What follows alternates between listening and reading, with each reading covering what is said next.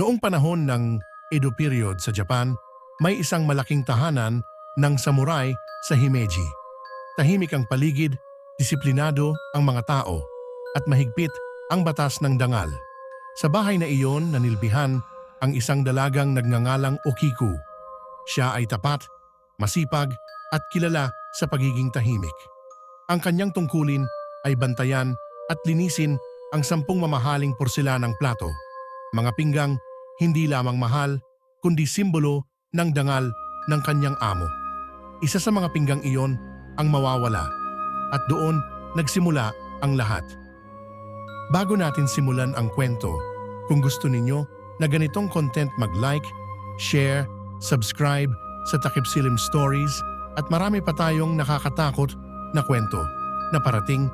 Maraming salamat po.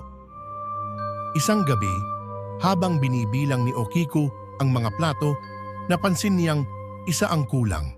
Isa. Sa 10, nataranta siya. Paulit-ulit niyang binilang, ngunit 9 lamang. Nang malaman ito ng kanyang amo, isang marahas at mapang-abusong samurai, nagbago ang kanyang mukha. Hindi siya naniniwalang aksidente iyon. May mga bersyong nagsasabing sadyang itinago ng samurai ang plato upang magkaroon ng dahilan na parusahan si Okiku. May iba namang nagsasabing tinangka niyang pilitin ang dalaga at nang tumanggi, doon siya pinarusahan. Anuman ang katotohanan, iisa ang naging wakas. Sa gitna ng bakuran ng bahay, may isang malalim na balon, tahimik, madilim at bihirang lapitan. Isang gabi, dinala roon si Okiku. Walang paglilitis, walang paliwanag, walang awa.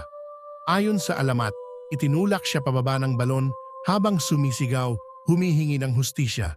Ang kanyang katawan ay nilamon ng dilim. Ang kanyang tinig ay naiwan. Pagkaraan ng ilang araw, nagsimula ang mga kakaibang pangyayari. Tuwing hating gabi, may maririnig na boses ng babae mula sa balon. Mahina sa una, parang bulong. 1, 2, 3, 4, 5, 6,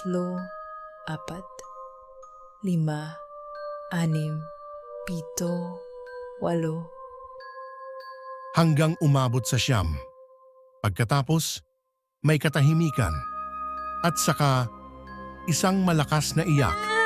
Ang balon ay tinawag na Okiku Ido, ang balon ni Okiku. Araw-araw, gabi-gabi, inuulit ang pagbibilang. Hindi niya kayang umabot sa 10. Hindi niya kayang tapusin. Sinubukan ng mga pari at monghe na patahimikin ang espiritu. Nagdasal sila, nag-alay, nagbasbas, ngunit hindi nawala ang boses. Hanggang isang monghe ang nakaisip ng kakaiba. Nang marinig niya ang pagbibilang, 1, 2, 3, 4, 5, 6, 7, 8, 9, sumigaw ang monghe. 10. Sa unang pagkakataon, tumigil ang iyak.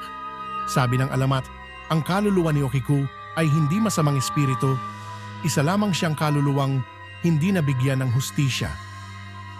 Hanggang ngayon, makikita pa rin ang Okiku Ido sa loob ng Himeji Castle. Isang simpleng balon, tahimik sa araw. Ngunit ayon sa mga guwardiya at bisita, kapag tahimik ang gabi at nagbilang ka ng mag-isa, may boses na sasabay. At kapag nakarating ka sa 9, huwag mong kalimutang banggitin ang 10. Hindi lahat ng multo ay naghahanap ng takot. Ang iba, naghahanap lang ng katarungan.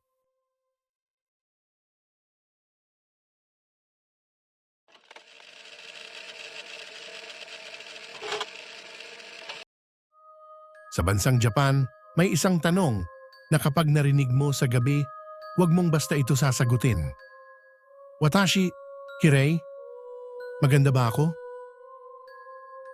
Ayon sa mga lumang tala, nagsimula ang alamat noong panahon ng Edo. Siya raw ay asawa ng isang samurai. Maganda, ngunit pinaghinalaan ng pagtataksil. Sa galit at selos, pinarusahan siya ng asawa. Sa harap ng salamin, hiniwa ang kanyang bibig mula tenga hanggang tenga. Maganda ka pa ba? Ang huling tanong bago siya mamatay. Hindi siya nailibing ng maayos. At ang kanyang galit ay hindi kailanman tumahimik.